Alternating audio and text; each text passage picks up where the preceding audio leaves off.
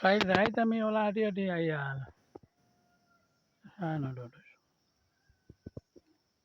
হওয়ার সময় আস্তা ফুকে গু আমার মুখের ভিতরে আমাই গেছে।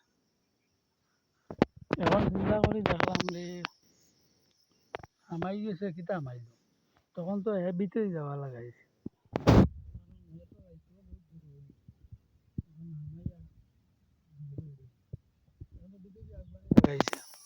তখন লোককে কইলো ওই বেটা ইবা আইস না ভাই যা, ইবা আইস না। এখন তো আর আটকাইতে পারে না, লোক করে ছিলি পড়িয়া গেল গিয়া ভিতরে। এখন ভিতর আলা কইতে রে বা তুমি যদি এমন কষ্ট করে আইছো বার হইয়া যাও কিনে তোমারে বলে টাকা মারিবা বাকরি ফেলাই দিম। তো এরা কইলা বলে তো ইয়ে তো আর মানে না, খালি বিজি দিতে কয়। ভিতরে পায়ে দিয়ে কইলা ও হইছন যেমনি চাইন বার হইয়া একদম হবাজত গেছেন দিয়া।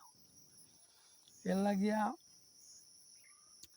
লোকিয়ে যারে বালা পায় তারে ফট করে ভিতরে নেয়, যারে বালা পায় না কই হে হরিয়া কো দে টেলা বারে বাকরি ফেলাই দে।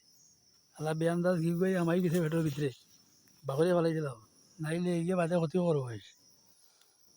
এর লাগিয়ে আমরা আগে যে করোনা বার হয়েছিল, তো করোনা বার হইতে সময় তো মানুষের সারা মানুষের মাস্ক লাগাইতা, তখন ঠিক আর লফুকু কামাইতো না।